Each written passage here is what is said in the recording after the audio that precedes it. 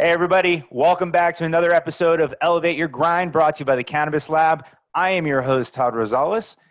You know what the best thing about this show is? The best thing about this show is I have a platform to showcase the things that I love, right? Now, it just so happens that a lot of the things that I love are in the cannabis space, but there's no agenda with this show. There's no money behind it or anything else. It's literally me interviewing people that I'm a fan of and showcasing the brands and the companies that I like in this industry. This next company, you wouldn't think that I had a relationship with because they're out in California. I live in Florida, but I experienced their product out in California. I became a huge fan out of one of many brands that are out there. I became a huge fan. I reached out to them and said, hey, I'm a huge fan. I want to have you on the show. I want to learn more about your company. They wrote back and said, let's do it. This is a company that's been around for a very long time. Many of you are probably familiar with it, but today we're going to dig in a little bit further and find the backstory behind it. These are things I'm super interested in because as we progress in the cannabis industry, brands are going to be front and center. And right now, brands have a very hard time crossing state lines and really expanding beyond the footprint of where their state is. We're going to talk to them a little bit about that, just what it's like to be a brand in the cannabis space, and so much more. So without further ado, I'm going to introduce two people from what is very rare in this industry, a family-run organization. Please welcome Pete and Pete Feurtado, Pete Sr. and Pete Jr. from Big Pete's Treats. Welcome, guys. Thanks for joining us. Thanks, Todd. Thanks for having us. Please, it is absolutely my pleasure. After trying your products, I am more than happy, and it's an honor to have you guys on the show. I started looking into you guys. The way that I handle this show is I'll typically do Google search, read as many articles as I can, watch all the interviews, and you guys really haven't done much. You've kind of stayed in your lane and built your company. That's awesome. But you're one of the first companies in this space, going all the way back to 2009, 2010, when we had true legalization. How did father and son get into a cannabis company? Because I was raised on the East Coast, man. This is foreign to me, but now in my new life in this space, I think it's absolutely amazing. So talk to us a little bit about the early days, the formation of what's now Big Pete's Treats. Yeah, absolutely. I mean, it goes back. My dad and I have always been super close, and I think it goes back. He gets his nickname from back when he used to coach me in Little League Baseball. He was Big Pete, I was Little Pete, right? And so, I think once I got into like college, we started getting stoned together, and that's really kind of how it started. And I know my dad was kind of looking for something to do. He was in kind of early retirement, but he was looking for something to do, and he was coming up with kind of business ideas, and the cannabis industry was kind of really just starting to get rolling out here in California in the medical days. So yeah. That's kind of the real early years, right? And my dad, he was really into the cannabis industry, kind of going back even in high school, where he threw a few plants in his or a few seeds in his backyard, and ended up getting some mature flowers out of it. And then that's when he baked his first batch of treats and got the football team incredibly stoned. And then the next year, I'll let him get into some of this, is when he went to college on the Big Island of Hawaii. So yeah, let me pause you right there, because I'm gonna go junior and senior here so we can distinguish. So junior, as much as I can't wait to get into your story about the business that we have today, senior, it all started back with you way back in the day in '79. I watched the video that you made, and it was really cool to just show the progress, right? You're like, yeah, Big Pete's essentially started in '79. I rolled a joint, I threw the seeds out the window and grew some plants out of that. Like, it's like literally, you're like, yeah, I basically started my company by accident, but it was a very happy accident, to quote Bob Ross, right? So you rolled the joint as we all do. You pick out the seeds and stems, you throw it out, and that gets you started. This is at a time where things are kind of gray there. Just take us through that journey, because that's not something I have experience with. We haven't talked about that on the show, so I'm very curious about that. Right. So growing up in California, I've started smoking cannabis probably my sophomore year in high school. And at that time, it was really decriminalized to begin with. Like a couple times, I got caught smoking down by the ocean, and it just was a ticket. And that was like 1979. I got a $40 ticket, you know? So things have always been pretty good here in California, but you know, we were smoking out outdoors and pretty much anywhere we wanted, even back then, you know, and um, yeah. So I started. Ah, You're good. Don't worry. I started smoking when I was a sophomore in high school, and I was going out to my back room, and my brother was out there partying, you know, and I guess he had like a little party going on, and he's all, here, take these couple joints, hit the road, kid.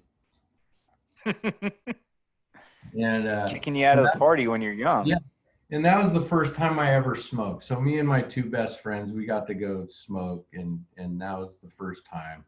Um, but yeah, later on, when I eventually went to the Hawaii, I, you know, needed a little extra money, you know, to go to college. And so I started trimming buds for people, and then, you know, became friends and involved with all these folks. And, you know, they're all, well, why don't you grow some plants and, you know, do your own thing? So I started doing that. And so up on the slopes of Kilauea and Mauna Kea, those big volcanoes, we grew our plants there.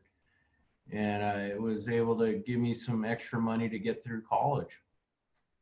I'm sure that was a great side business, man. I mean, it's funny, you know, we demonize stuff like that, but when you look back on it, it's just agriculture, right? It's not a show that I reference too often, but there's a new show on Discovery, I think, Growing Belushi, and Belushi's flying over Colombia, and he's looking at all the fields down there, and he's saying, you know what? To these people, this is just them making their livelihood. These are people that are, you know, this is agriculture to them. So I'm glad that it's come full circle and you're actually able to build a real, you know, company around that.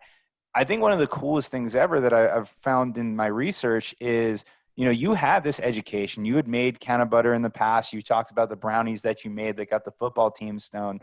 But when you guys were formalizing Big Pete's Treats, you actually went back to school to relearn how to make canna butter and came up with the business plan or part of the business plan for Big Pete's in school.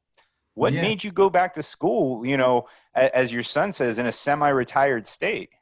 Yeah. So, you know, I was growing cannabis up in the Santa Cruz Mountains, me and my good friend. And, you know, we were like looking for something more to do, you know, and so we all thought, let's go to Amsterdam University up in Oakland, you know, we'll learn a few things. We'll meet some people, we'll get some connections. And so, yeah, it was really good. And for one of the class projects, the teacher said, well, what would you do if you could get in the cannabis industry with a brand? And so I thought about it and I was like, cookies sound good. Let's try cookies.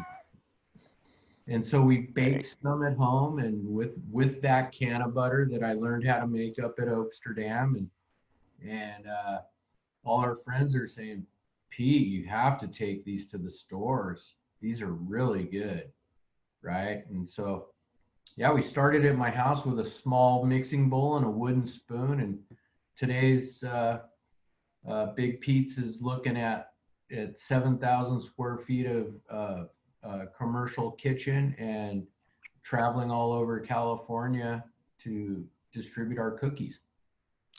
See, the coolest thing about that statement is it's clear that you weren't the only person in your kitchen whipping up canna butter, making brownies, making cookies, but you guys did something about it.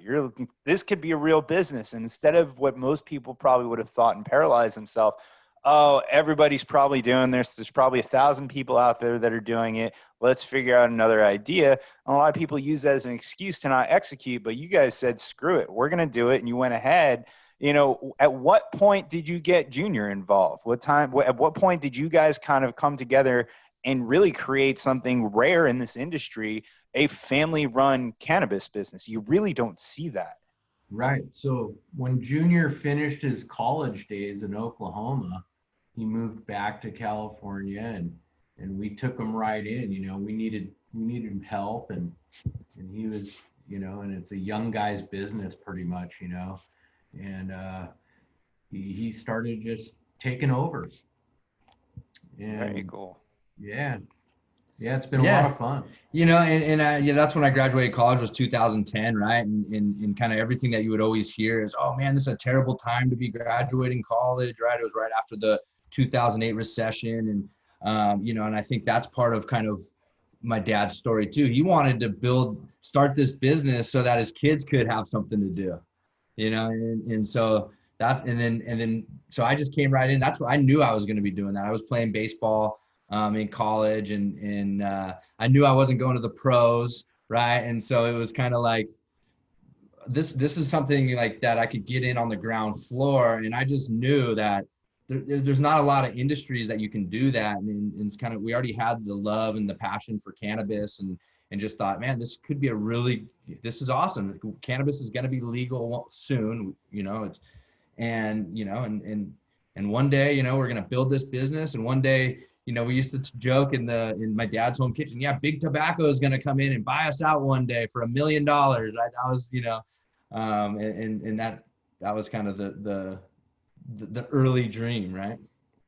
Well, I think the dream is still alive, but I think you're 100% wrong. I don't think big tobacco is going to touch you guys. I think you're going to end up somewhere like with like Nabisco or General Mills or something like that long down the way, which is cool to see. And I'm sure you guys never thought that you would see cannabis pivot into not only something that is being destigmatized, right? The stigma is still there, especially here on the East Coast. There is still a big stigma around cannabis, but the sentiment is starting to be not only is cannabis not harmful, but it also can be a wellness product. That's something I never thought that I would see. I mean, we all kind of knew, yeah, they had medicinal purposes, but it was two ends of the spectrum. It was drug, medicine, nothing in between. Now that we've actually had this 10 years or so of experience, there's a massive wellness component in there. And I imagine I tend to rant on this show and I'll go off on different directions, but I always say, as much as I love smoking a joint, I don't see that being the publicly acceptable form of cannabis because it's invasive, right? It smells before I spark it. It smells worse when I spark it. There's smoke everywhere. So if you have people, and as most of the general public do, they don't enjoy smoking, period, right? That's why we don't have smoking sessions in restaurants and everything else. So I believe going forward, when this industry starts to truly mature and we can cross state lines and all that stuff, edibles are going to be at the forefront of this. Drinks are going to be at the forefront of this.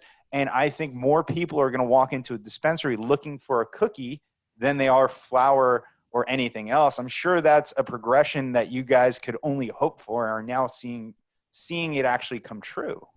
Yeah. Yeah, no doubt. No doubt. I mean, I think it's a kind of a friendly way to get introduced to cannabis, right? Is with the edibles. It's discreet. You're not, bothering people. So, and I think that probably is the fastest growing, segment of the regulated market is those edibles for sure. Right. And that's really, yeah.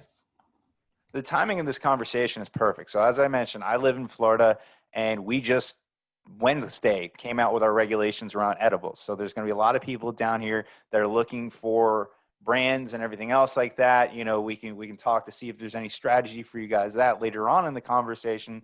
But that's something that we've really been looking forward to down here is edibles, because we had to fight very hard for smokable flower. Until then, oddly enough to me, the only thing that was legal was concentrates, which is a stronger version of the stuff that they don't want you consuming anyway. Blows my mind. But let's kind of take it back to the beginning of the company, right? So now you guys have a cannabis cookie company, right? And I'm sure you're not the only one on the block, but I can tell you, because I had my first experience in San Jose. You guys are in Santa Cruz, right? Not the same city, and you have built a pretty solid following to where this. I told you right before we started, I was at the NCIA conference in San Jose. I went to Purple Lotus Dispensary, walked up to the counter. I tend to bullshit with bud tenders for like 45 minutes asking about stuff. It's one of my favorite pastimes. I can't promise you that they love that. Hopefully they do, but we got into a great conversation. I said, hey, man, I'm not a big edibles guy, and I can get into my first experience with edibles, why I go, but I want something, you know, before the flight home, just for something at night. I'm looking for a good edible and indica. What do you have? And this guy's face lit up and said, Big Pete's peanut butter indica cookies. And I'm like, all right, sweet, get me some. And he's going through the drawers, and he can't find them. And he's like, I have this and this. Which one do you want? I'm like, I want the peanut butter ones. You said they were the best. He runs to the back and gets the and looks through everything and finds, like, comes out, hey man, I found him. So excited, and gave him to me. And ever since that experience, I live in Florida. I can't go to California without getting a few bags of these cookies. Like they're great.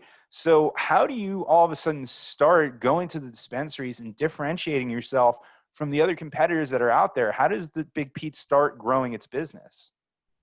Yeah. Well, it was a real grassroots effort, you know. I mean, it was back then there were products on the market, but there really wasn't a lot of, you know, professionalism. There wasn't a lot of like brands at that point yet.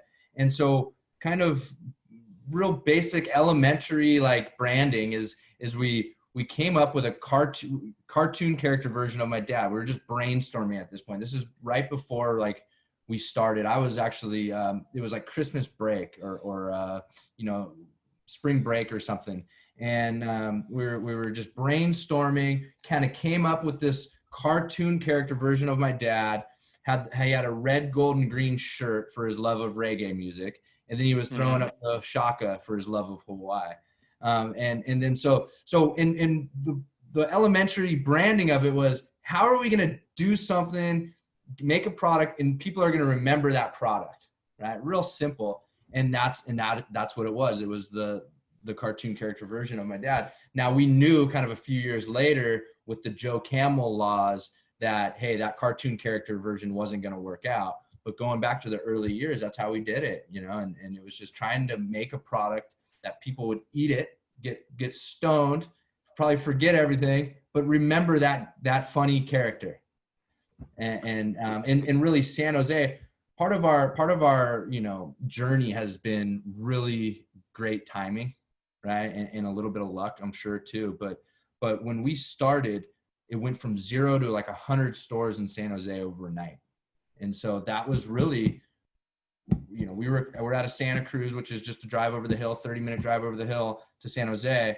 That's really where we sold all of our cookies for the first couple of years of our business was San Jose.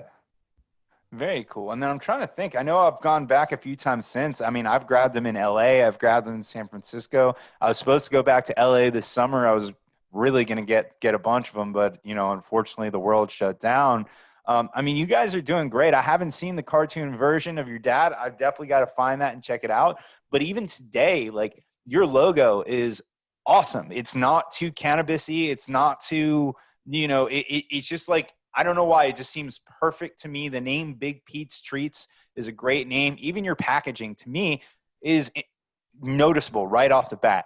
There is somebody, I'm trying to be vague about this because I don't know how much you want to dig into it, but somebody recently posted something on LinkedIn saying edibles coming soon, and there was a picture of the bag, but it was only part of the bag. I looked at it and I'm like, I know that bag. I've seen that bag, and it got me excited. You know, how much work do you guys put into that branding to make the new version of Big Pete's recognizable? Because you don't have that cartoon anymore, but that circular logo, I imagine, and the bag is pretty recognizable.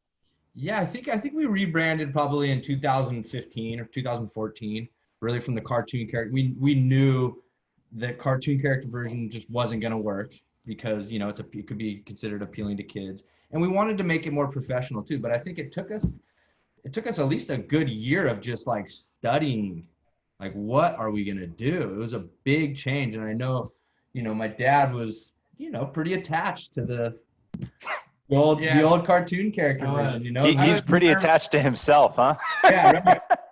Well, it's hard to make that change, you know, and you just don't know. It's going, oh, you know, and we made a change way for the better, but it still was hard to go, oh, are people going to remember us, you know, and how is this going to work? And so, you know, I think I was kind of the main driver behind that. But we ended up coming up with a real kind of simple logo, you know, Big Pete's, cookies that treat you right. and is our tagline. And it was, you know, yeah, I think we nailed it. Just kind of keeping it simple, kind of that Mrs. Fields of cannabis, you know, Big Pete's, right? And that was kind of when I remember when our designer kind of came up with that logo, we just said, that's it. That screams kind of family cookie, cannabis cookie company, you know, wholesome. Very cool, man. Well, I'm glad that you said Mrs. Fields this time, because I read an article and someone described you guys as Famous Amos. And I'm like, oh, I hope not, because Famous Amos famously lost his company. And I don't want to see that happen to you guys, right? I've seen You've him done on so Shark good. Tank with pitching another company, and it was, yeah. Exactly. Well, I wish I can say that I was super smart with business, but that's also where I learned it too, right? Watching TV. So, you know, you guys, going back to that beginning, edibles are not something that's really that easy to make, especially the way that you guys do it with canna butter, right? Now, I personally believe that there are advantages working with canna butter versus some of the concentrates, and I'm basing that entire thesis off the fact that, you know, we all have these vape pens now, and you smoke flower. And the experience when you smoke actual flower versus the vape pens is listen, for anybody else who's out there who doesn't agree with me, this is my personal experience, okay? Don't put this in the comments, but when you smoke flower, it's a different experience than the concentrates, and this one does not add up to this one. I can even tell you nowadays when I have a direct comparison, I smoke a nice indica strain, I can go to sleep, I get a nice relaxing night's sleep. Sometimes with the flower, and I don't know, or with the vape, because I don't know if it's more concentrated, I got some weird dreams, it's restless sleep. It's really not the same. And I imagine in the edible world that using butter versus the extracts or anything else kind of has that same comparison to it. So I commend you guys for doing that. Tell me about that process. And then also, how hard at first was it to get that consistency in dosing while using canna butter? Because I can tell you, I don't know how much I can tell you. We can say hypothetically at one point in time, I might have made cannabis cookies using cannabis butter for colleagues, coworkers, friends of mine, and they were not consistent by any stretch of the imagination. I actually had a friend of mine who, we're going to go, I don't know the legalities of this, so we're going to say theoretically made some cookies, and I had two friends that are like, your edibles aren't shit, and I was in a group chat with them. I happened to be out of town. So when I got home, I went into it with the mindset, oh, this edible isn't shit, ate it on an empty stomach, and next thing I know, I'm up on Saturn somewhere, and it wasn't a fun experience. So, you know, how hard was it at first to really dial in what the dosage was going to be, what the standard packaging was going to be, all that stuff that you guys, I think, have really nailed down today? Yeah, no, I mean, it's been a work in progress for sure, right? You know, and I remember early on, way back in, you know, the very start, before we were in any dispensaries, I forget, we were having a party at my dad's house, right? And we made some cookies, and we all ate cookies, and we all just got knocked out, you know, and it was kind of like, you know, this is almost too strong, guys. We want to kind of make this an enjoyable experience, you know, and that was going to be like a major differentiator back then. That's back before, I mean, there was obviously hash oil and stuff, but this is long before there was even vape pens on the market, or, you know, or like the butane oil that they use now. And so the canna butter, so it's been a process, but the canna butter, back to your point, we agree 100%. I think the way that you compare that, like a joint to a vape pen, is similar for like an edible made with canna butter, or a full spectrum, you know, coconut oil or canna butter, versus a cookie or an edible made with just straight distillate, right? Because you get more of the full spectrum.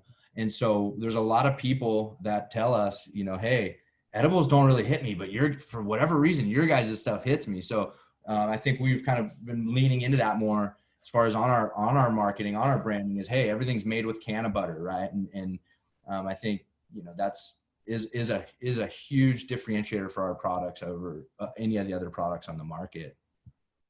Yeah, I mean, listen, and the one thing I want to point out for the people that are watching this, you know, we talk about the way that it hits you and it hits you harder and everything else.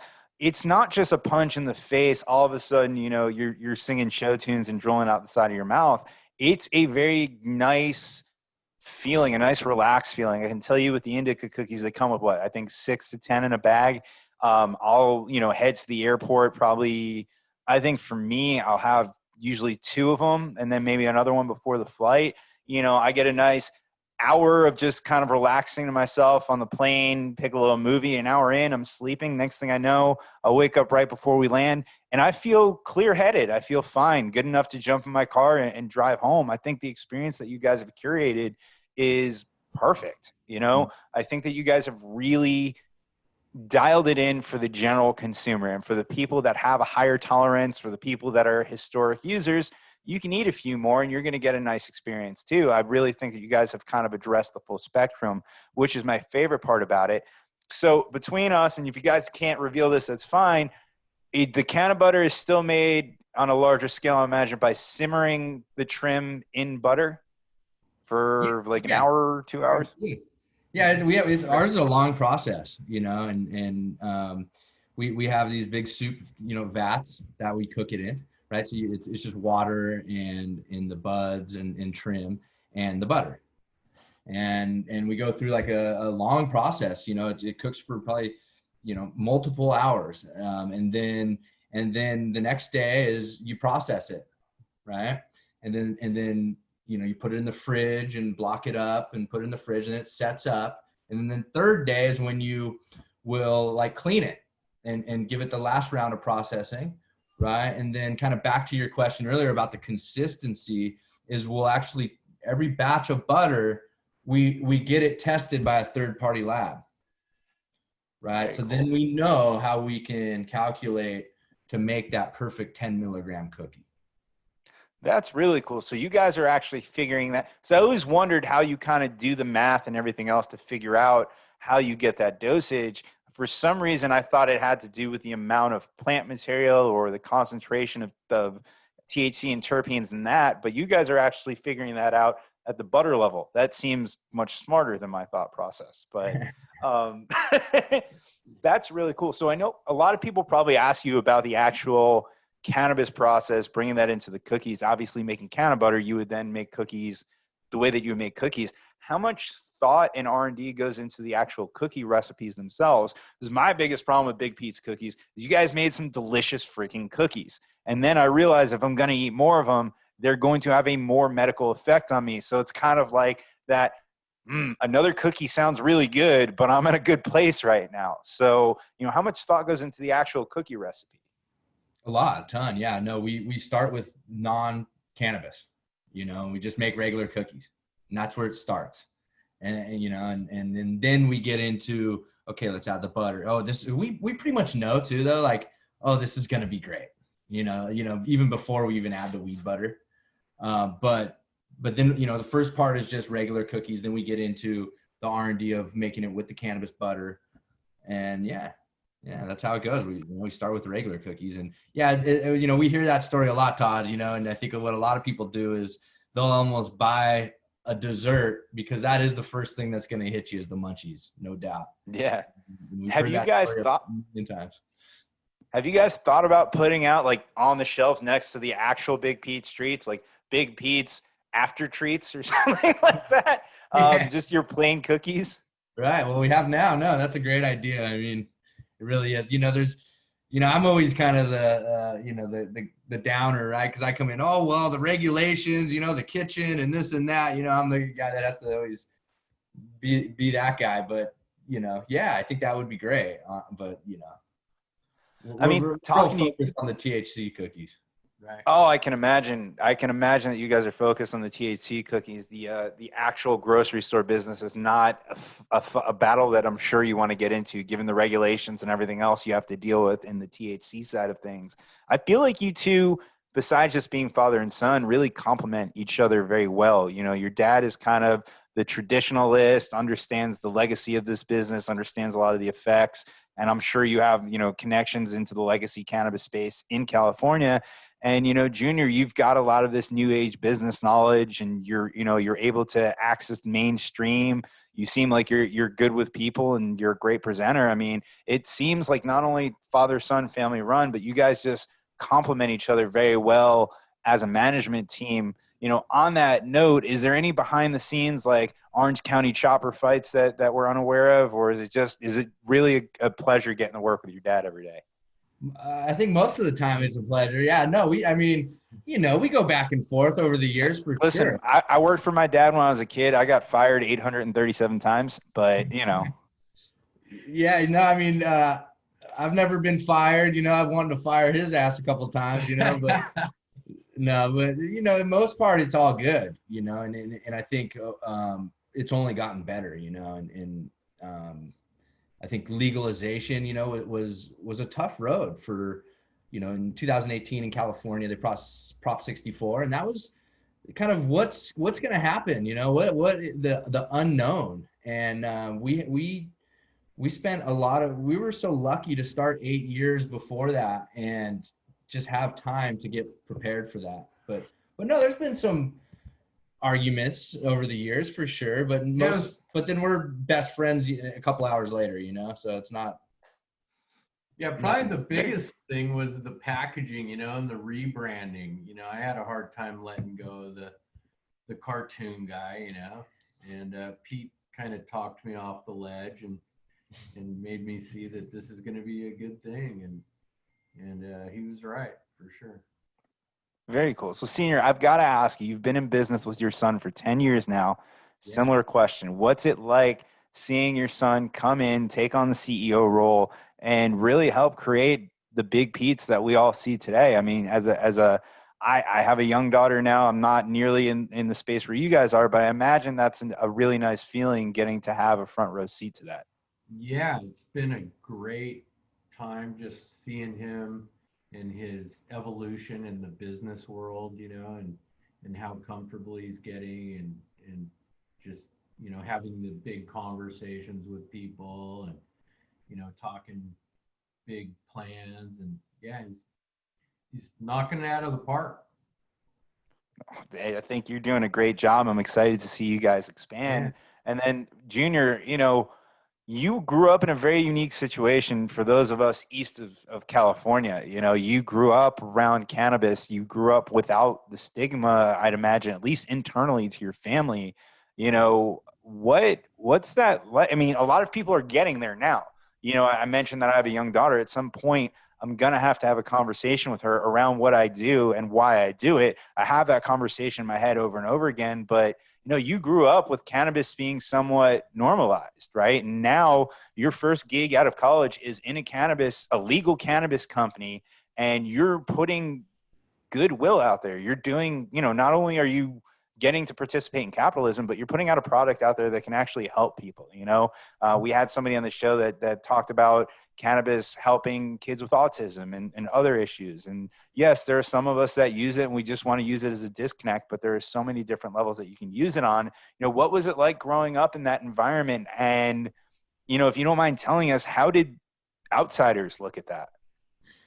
Well, no, I mean, I think, my dad and I, we started getting stoned together, like more in my college years, when I was a freshman in college, I think I was always so focused on sports, and he was always, real supportive in that as well, so it's not like, but I mean, we always knew my pops was getting stoned, we always knew we'd smell it, or, so, but I think also just coming from Santa Cruz, it's kind of, that stigma isn't really as big of a deal, I think, in Santa Cruz. It's just really part of the culture. But it's not like, we were rolling joints when I was, a teenage, in my early teenagers. So it wasn't like that, no.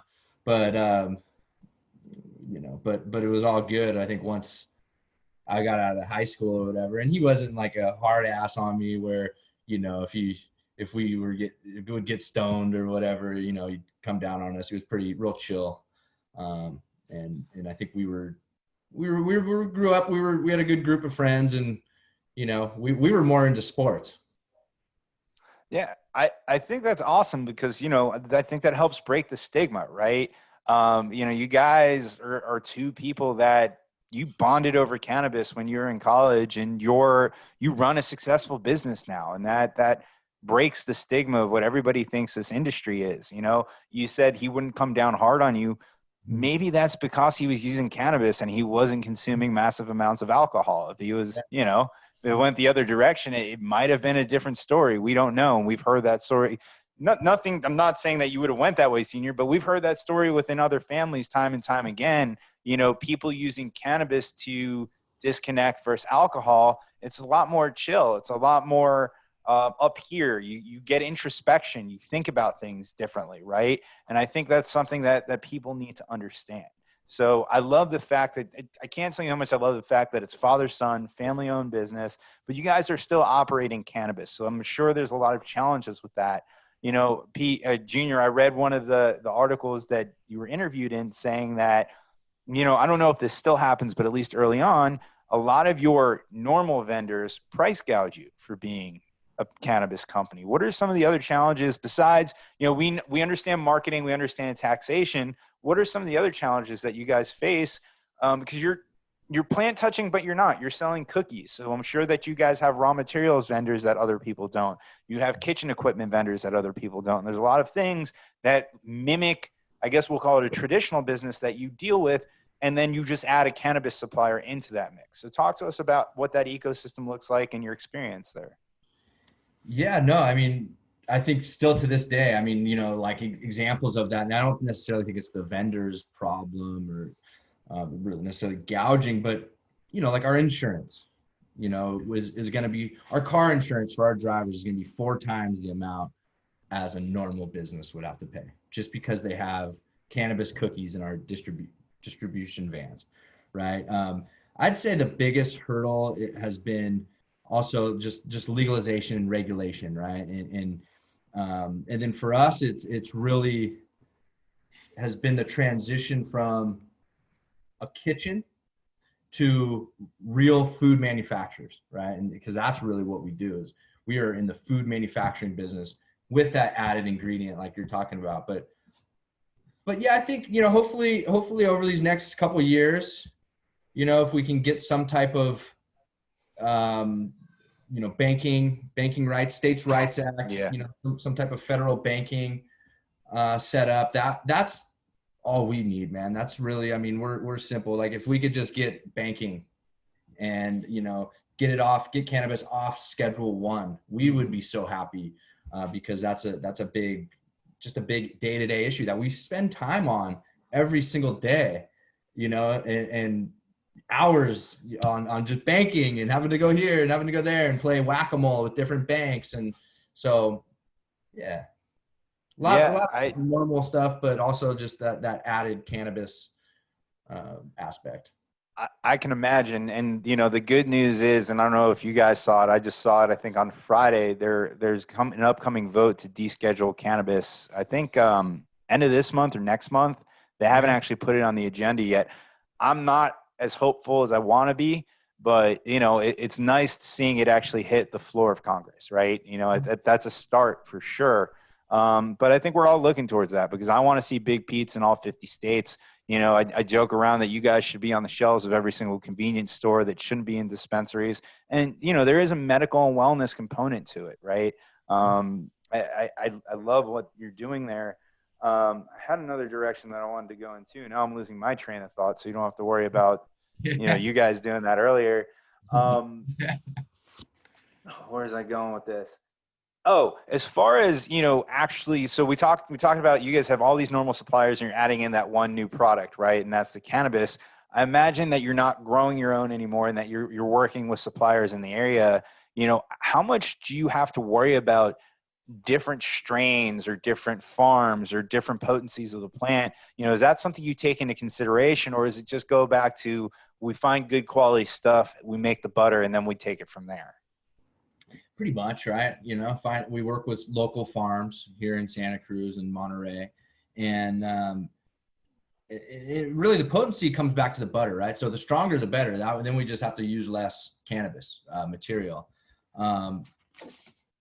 So does that affect? So depending on the potency of the butter, does that affect the taste of the cookies if you're not using as much butter as the recipe would call for, or anything along those lines? Not necessarily. No, I mean, if you come up with a really strong butter, yeah, you may have to cut it a little bit more. Right? Got it. Yeah. But we also do indica sativa, right? So it doesn't necessarily matter. We'll try to get like an indica dominant strain, and we'll make our butter out of that, right? And we'll try to get a sativa dominant strain. We'll make our butter out of that. So then we'll have indica and sativa cookies.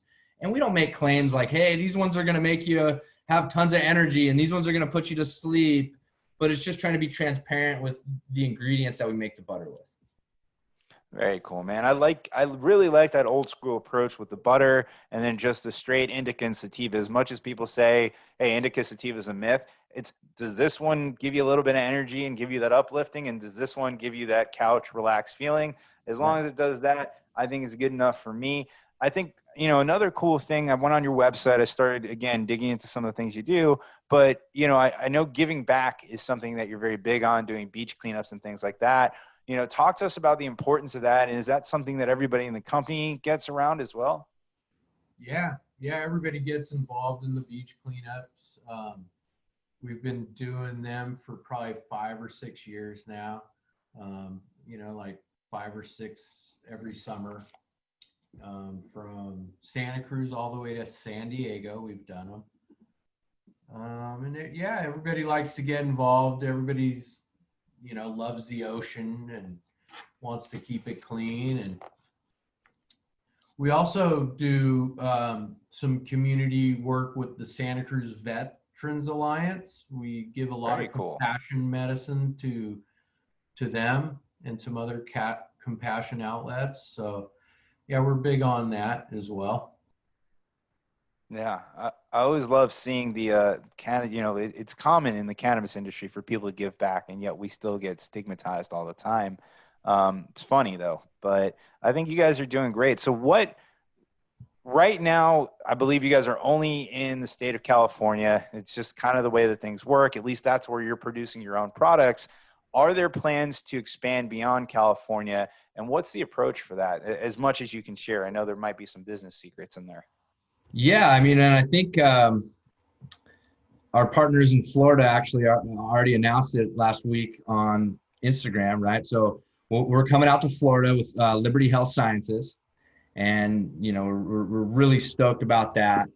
I've actually never been to Florida, but Big Pete has, yes, and so we can't wait to get out there, to go around, check out all the stores, meet with our partners out there and get their kitchen set up. That's where we're still kind of in that training, right? Where they're going to come out here. They were actually supposed to come out here in March, like a couple days before the shutdown, like right a day after the shutdown. And so that got delayed a little bit, but just recently they sent over like the new regulations a couple days ago, and Florida just announced the new regulations. So we're really getting the packaging approved, getting the ball rolling on that. But yeah, we do have some news to break here. Sort of, we're coming out to Florida, and that'll be our first state besides California that we're in.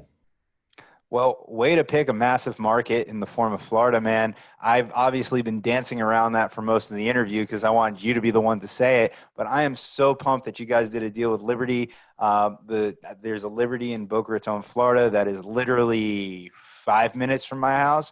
So when you guys are in town, we'll definitely have to link up. I will go and buy the first bag of Big Pete's if I can. I'd be very happy to do that.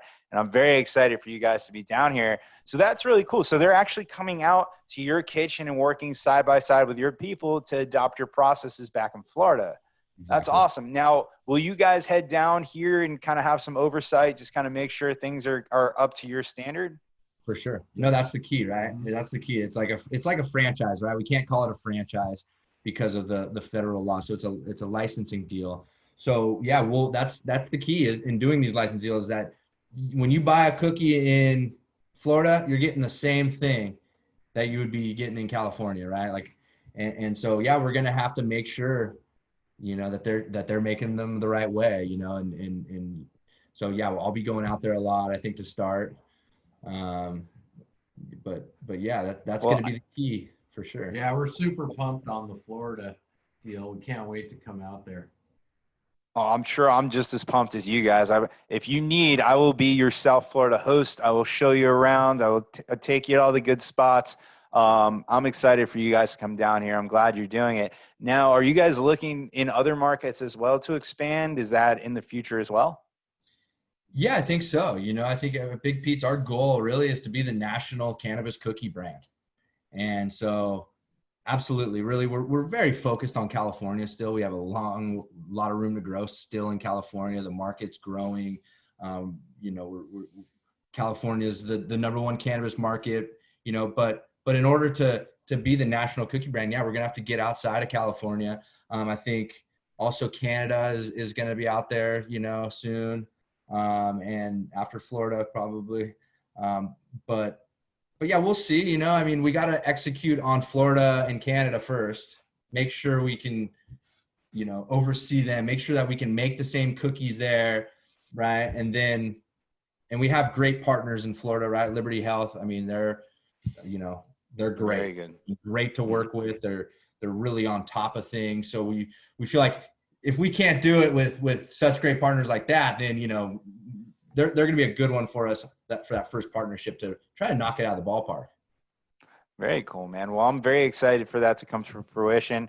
Outside of expanding into other states, is there anything else that we should look forward to for Big Pete's? I mean, I know that you guys have talked about you want to stay in your lane with baked goods. Are we going to stay with cookies? Are you looking for other things? What else does the future hold for Big Pete's product-wise? Yeah, we have some new things coming up. We have a vegan option, coconut cookie coming up. Possibly some bigger cookies that have stronger doses. And maybe can of butter down the road. Very cool. So you're just going to sell the straight can of butter for people to make whatever they want. Yeah. Eventually, we'd like to, right? That's one of the products we feel like that would just be such a great product for people to really, get interactive with and just have that enjoyable experience with a cake or muffins or anything you want to make, or just put it on your toast, right? So we think that's, and we'll have a cookbook, right? We're a little bit down the road just on the logistics of making enough butter and getting it to the store and having the refrigeration. But we do feel like that will be a great product for us eventually. The cookbook sounds fun, and I can almost picture in my head, I now have this scenario of you guys setting up a Big Pete's cooking show with the two of you guys, and I think that would be so entertaining. So just keep that in the back of your mind. Maybe you're already on it, but after the book, we need to see a Big Pete's cooking show. No doubt. No doubt. Awesome, guys. Well, listen, guys, I've been holding you up for almost an hour here. You guys have work to do. You got more cookies to make. You got to bring those delicious cookies. Make sure they are done right here in Florida. Make sure they get that peanut butter recipe right, because that's my favorite. But I'm excited to be able to expand out, try the rest of the roster. I don't have to just focus on peanut butter because I know I love it and I'm only going to be in California for a small time. I'm looking forward to it. So at this point, guys, I want to open the floor to you. What can promote? Tell us the website, where they can find the cookies, any social media, anything you guys want to promote at this point. Let's get it out there. Cool. Yeah. Check us out, bigpetestreats.com, at Big Pete's Treats on Instagram. And really, really thank you, Todd, for having us. This has been a pleasure. It's actually our first podcast, I think, we've done, so we're stoked to get on here and, and tell our story. Dude, it was an honor to have both of you guys. I'm glad to have one of the few family-run businesses in this industry here. I'm very happy to see father and son doing things together. Love the product. I'm excited for all the growth that you guys are going to have. And I'm glad I can be the first podcast, man. I think you guys are going to be very big in the industry. Looking forward to hopefully seeing you at conferences, everything else. And we'll definitely do this again. We'll get you guys on the rounds going around. And then once you launch in Florida officially, maybe we'll do this again for fun. Pete, when you're in town, maybe we could do it in person from Liberty. It'll be good. So do it. Awesome, guys. Well, everybody at home, thank you again for watching. This is another episode of Elevate Your Grind. As always, we are brought to you by the Cannabis Lab. Cannabis Lab is the #1 industry association in the state of Florida. If you're a cannabis professional, you're looking to meet up with other like-minded individuals, you want to learn more about the industry, either from a local or national level, check out joinclab.com. Constantly hosting events, panels, this podcast, and so many other great pieces of content. Finally, if you want to check out any of our old episodes, you can see those at youtube.com/elevateyourgrind, or in audio format, anywhere you find your podcast, Apple, Spotify, Stitcher, what have you. Folks, it's been another episode of Elevate Your Grind. We're out.